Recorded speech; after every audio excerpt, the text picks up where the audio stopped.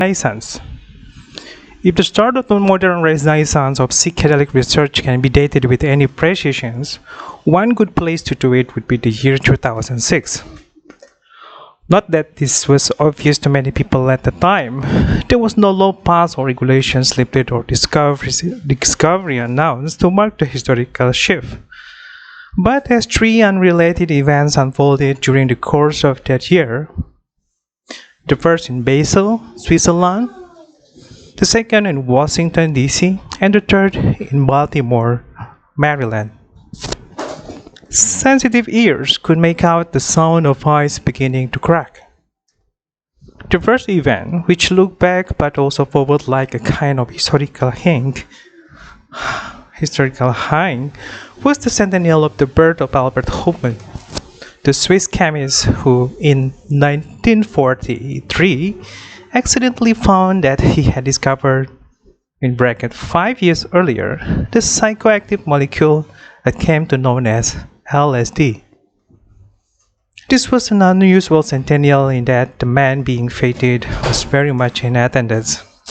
Entering his second century, Hofmann appeared in remarkably good shape, physically spry and mentally sharp, and he was able to take an active part in the festivities, which included a birthday ceremony followed by a 3-day symposium.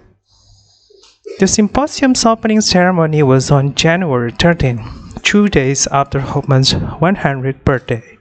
He would live to be 102. 2,000 people packed the hall at the Basel Congress Center, rising to applaud as a stoop stick of a man in a dark suit and a necktie, barely 5 feet tall, slowly crossed the stage and took his seat.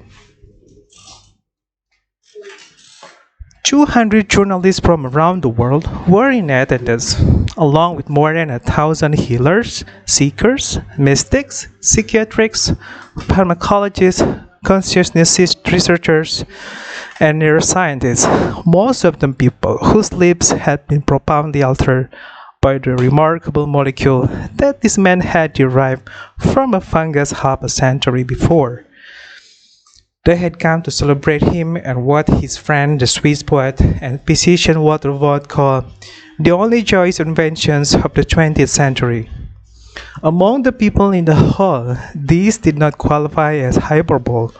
According to one of the American scientists in attendance, many had come to worship Albert Hofmann, and indeed, they even bore many of the hallmarks of a religious observance.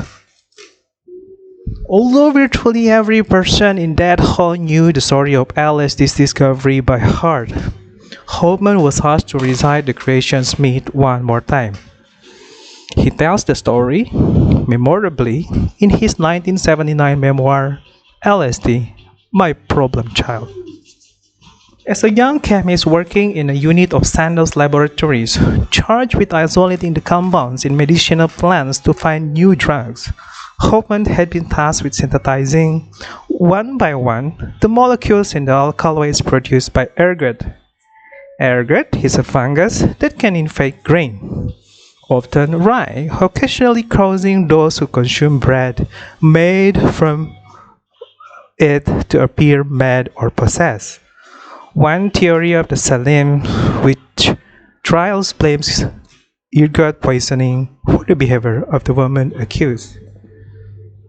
But midwives had long used ergot to induce labor and stanch bleeding postpartum, so Sandoz was hoping to isolate a marketable drug from the fungus alkaloid in the fall of 1938.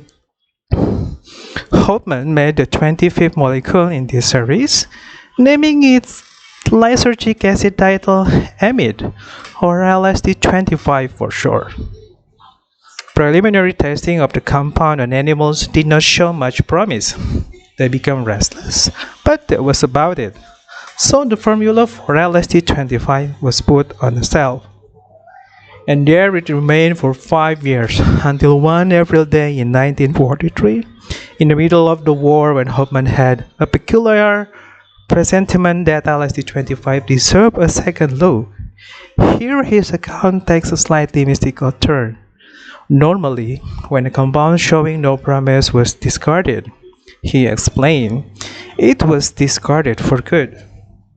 But Hoffman liked the chemical structure of the LSD molecule, and something about it told him that this substance could possess properties other than those established in the first investigations. Another mysterious anomaly occurred when he synthesized LSD-25 for the second time. Despite the meticulous precautions he always took when working with a substance as toxic as ergot, Hoffman must somehow have absorbed a bit of the chemical through his skin, because he was interrupted in many work by unusual sensations. Hoffman went home, lay down on the couch, and in a dreamlike state with eyes closed, I perceived an uninterrupted stream of fantastic pictures, extraordinary shapes with intense, kaleidoscopic play of colors. Thus unfolds the world's first LSD trip. In natural Switzerland during the darkest days of World War II, it is also the only LSD trip ever taken that was entirely innocent of expectation.